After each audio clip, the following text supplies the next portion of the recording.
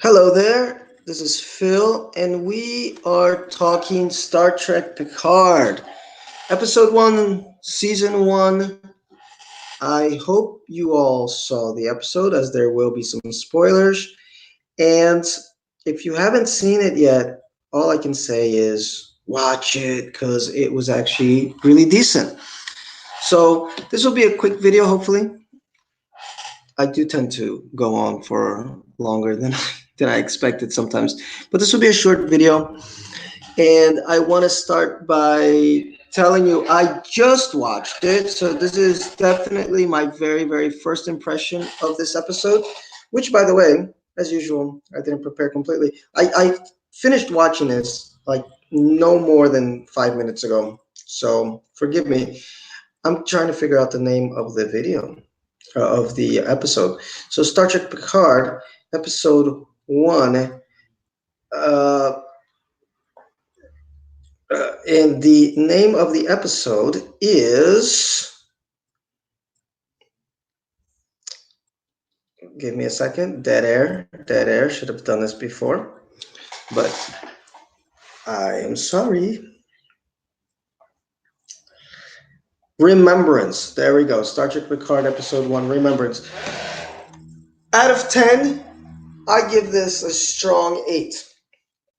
So let's get that out of the way first. Really good, well filmed, well acted. The special effects were good. The whole nine. We don't have to worry too much about special effects, right? Because whether you like Star Trek Discovery or not, one thing you got to give those guys credit for, is that they definitely know how to put on a good show as far as visually.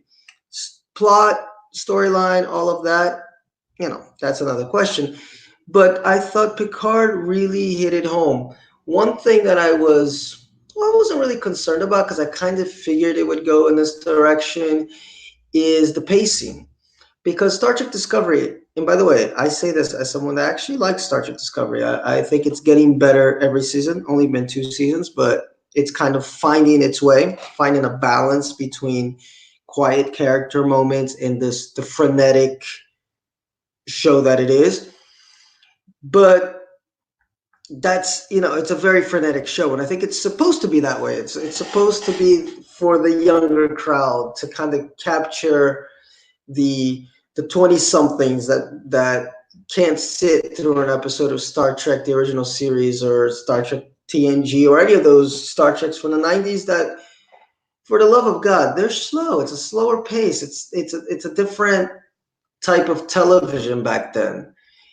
Regardless of what show you're talking about. I love the X Files, but go watch the first 2, 3 seasons of the X Files, and you're like, oh my God, it's a very different pacing than what we are used to in television nowadays. So it's built for the millennials, and that's fine. I think Star Trek can be many things. So I was kind of wondering, what balance are they going to strike for Picard? Because you can't have Picard be the next generation. Because again, I mean, you'll fall asleep if it's for today's audience. I say, I can sit and watch episodes of Star Trek: The Next Generation just fine. But for today's audience, imagine with that elevator music that they used to have, and just these long scenes, and you always had that vacuous sound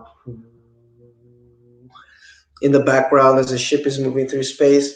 Worked for 1991, 1992, but definitely is not going to work for 2015, especially when you have the Stranger Things, or even The Expanse, and all that sci-fi is doing today, visually and pacing wise and story wise.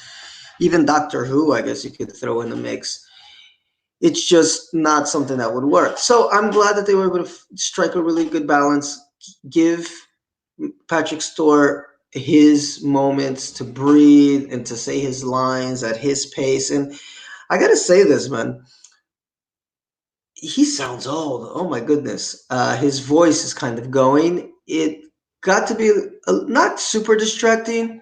He's balanced it well. I know during interviews, I couldn't watch too many interviews with him because he's lost that timbre. You're right, that we're so used to. hearing from Jean-Luc make it so. Jean-Luc, his voice is going a little bit, but he's up there in age, which is fine. I'm glad that they played on that on in the episode. There's a scene where he's running and you can see, whoa, he needs to catch his breath. He's not 40 or 50-year old Jean-Luc Picard. He's an old man. He's in his 70s. His voice isn't as strong as he used to be. His body's not as strong as he used to be. So it's kind of cool that they played on that. But there were moments where I was like, oh my God, his voice is really, it's going to go in a minute. I wonder how many times they had to redo some of those shots. But anyhow, this first episode just kind of focused. It was on just, it's a setup episode for the rest of the season, I guess, of why he's out there, who this girl was. Totally caught me by surprise. Oh, should I give you a spoiler? I'm not going to give you a spoiler of who she is. Not going to give you a spoiler of who she is. Uh, but she's very important to him based on how important she is to someone else that's important to him. Does that make sense?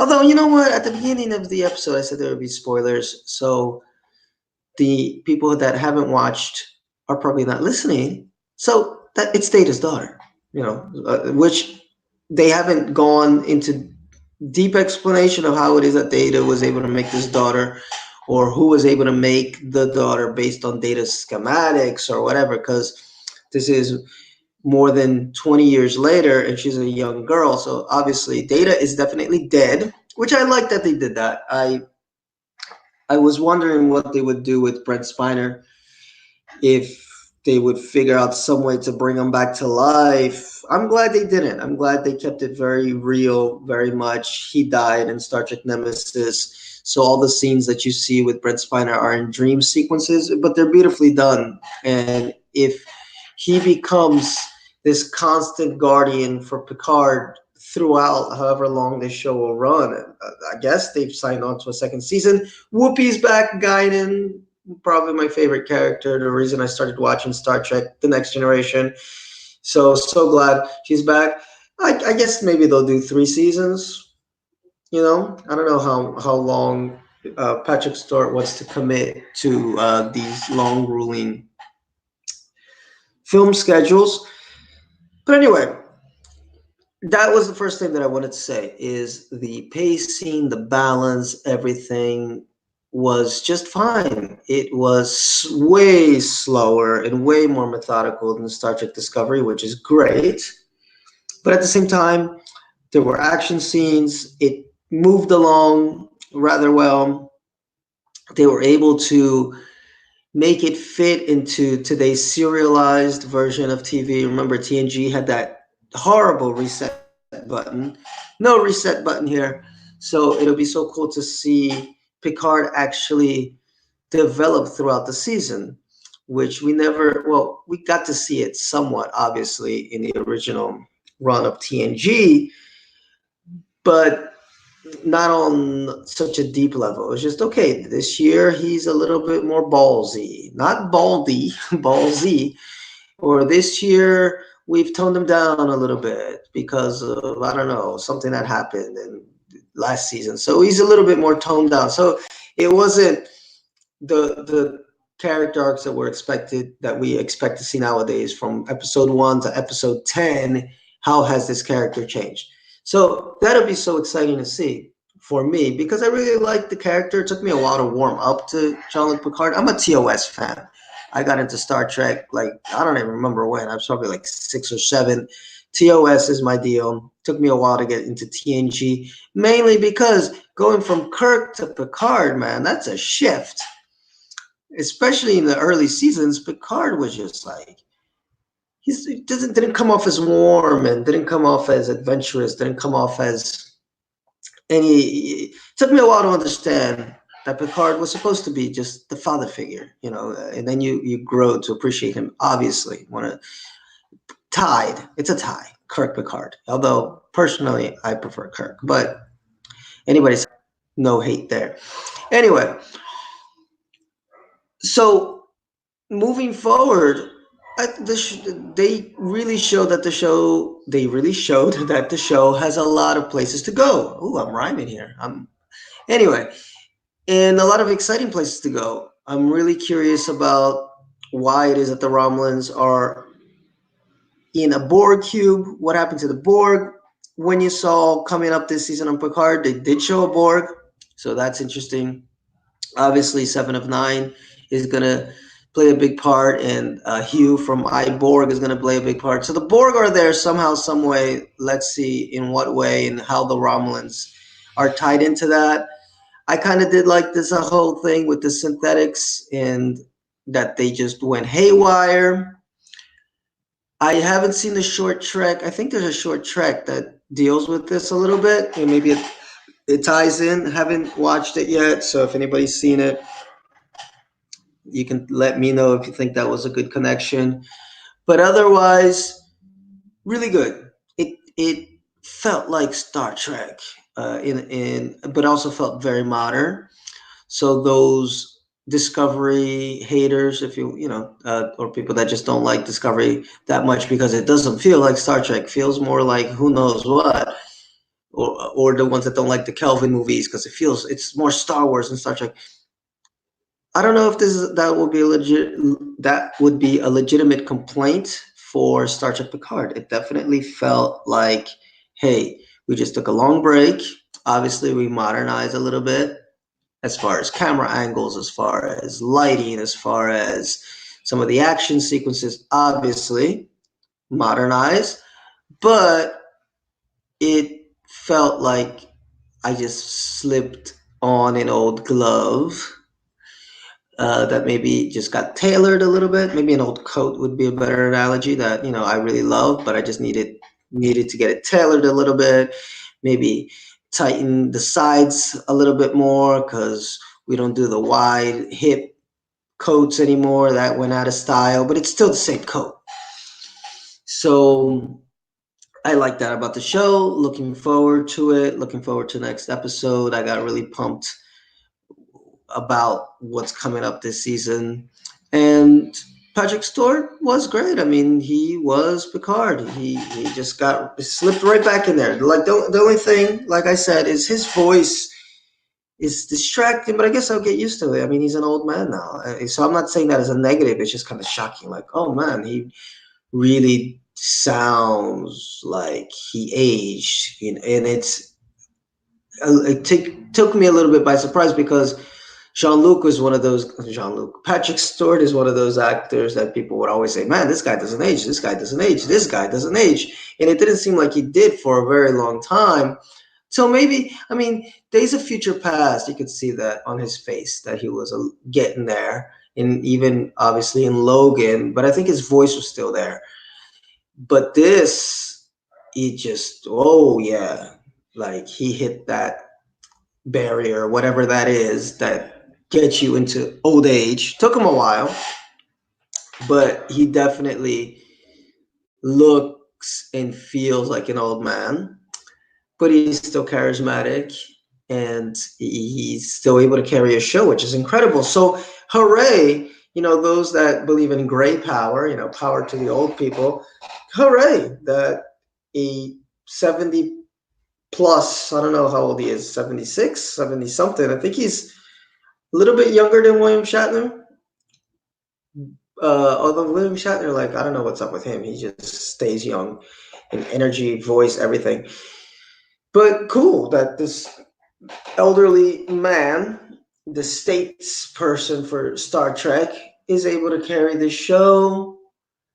Not sure what audience it's going to pick up as far as younger people. I like that they made references to Dunkirk. Apparently, they're trying to make some analogies to what's going on today in the modern world. So it'll be interesting to see.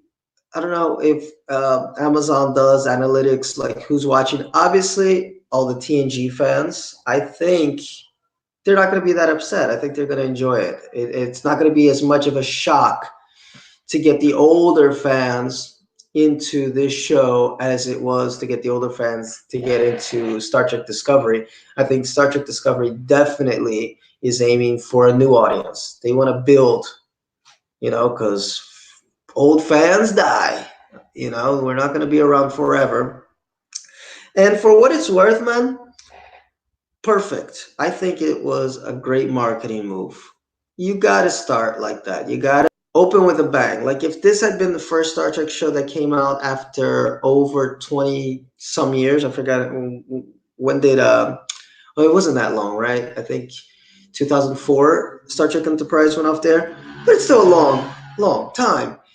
And you came out with something like this, I don't know if there would be as much continual buzz. You're just kind of trying to make the old fans happy, but you're not bringing anybody new into the fold. And in order for things to continue, you got to bring new people into the fold. So, despite its flaws, and it's gotten better, Star Trek Discovery, they did the right thing. Frenetic explosions, running here, running there. Who knows? We're in a mirror universe. We're not in the mirror universe. Where there's time travel. There's more explosions. Season two was able to calm the child a little bit more with the presence of Pike there. Great, ask them out, and we'll see what season three has to offer. But yeah, what I don't understand Star Trek fans that were expecting what was being shown in the early 90s to still reverberate today. I mean, that's the reason Star Trek got canceled, because it got old, it got repetitive. As a fan, I can watch it. I just started watching, by the way, Star Trek Enterprise for the first time. I've seen all the other shows all the way through, except for Enterprise. And being removed from that time when I was just like, this is boring, I've seen this before, I can watch it, but I'm a Trekkie. I'm a Trek nerd. But there was nothing new or fresh or exciting about Star Trek Enterprise if you think of it coming off the heels of Star Trek Voyager, Star Trek DS9, which was a great series, Star Trek TNG. They all kind of, although they went in their own directions, but for the most part, they had a definite style, a definite formula. I like that this Star Trek universe that is expanding now, and I hope it continues to expand, really, it's very shockingly, very drastically has something for every type of taste. If you like the action adventure Star Trek, and at the end of the day, Star Trek is an action adventure sci-fi show too. Yes, it's got all the Trek philosophy and all those lofty ideas and blah blah blah, but it's shoot 'em up, right? Was it bandwagon in the sky? I forgot how Gene Roddenberry would describe it. Could never, gunslinger in the sky. I can never remember the exact quote. But Star Trek, at its core, was an adventure show. Kirk was punching people nearly every episode. TNG kind of went more on the philosophical side, but there was a villain every week. Sometimes the villain would be some weird nebula, but there was some type of tense, action. Somebody's, Geordie's doing a barrel roll type of scene. So at the end of the day, Star Trek needs to entertain, but it needs, at its heart, it asks questions about humanity. So I'm glad so far we got two new Star Trek shows. I can't believe that I'm saying this in my lifetime, because I thought Trek was dead on TV. Thank you, JJ. Love those movies or hate them. They're the reason we got new Star Trek. Star Trek became part of the popular culture again. And another reason why I think Star Trek Discovery had to be set closer to that period, because that people associated Star Trek with those movies. So even visually, they're very close. And it's wide open now, moving ahead. I mean, here's to another 20 years of Trek on television. If they continue to really make these focus stories, hopefully, I mean, it's only one episode. Let's see what's next. But I imagine 10 episodes. How many episodes in Star Trek Picard? I guess 10 episodes. But if they continue just making these focused season arcs, something that they really want to tell you something, they really want to explain something that's important, show some character growth. I could see Star Trek going for quite some time. I hope so. I'm a Star Trek fan. I'm extremely happy to see Star Trek on television. So I'll watch all of it. Now, and remember this, fans, complain, and then one day you're not going to have any, right? Yeah, of course, it's good to complain sometimes. We want quality, obviously. And I think season 2 of Star Trek Discovery shows us that people producing these shows are listening. But constructive criticism, guys. I mean, it's Star Trek. We're in the same universe. And by the way, Discovery is canon, okay? And it takes place in the Prime universe. So just carry that in your heart. Guys, 8 out of 10. Can't wait to see what's coming up next. Can't wait to see this crew as they come together. And that's that. Thank you for listening. Until next time, I'm out.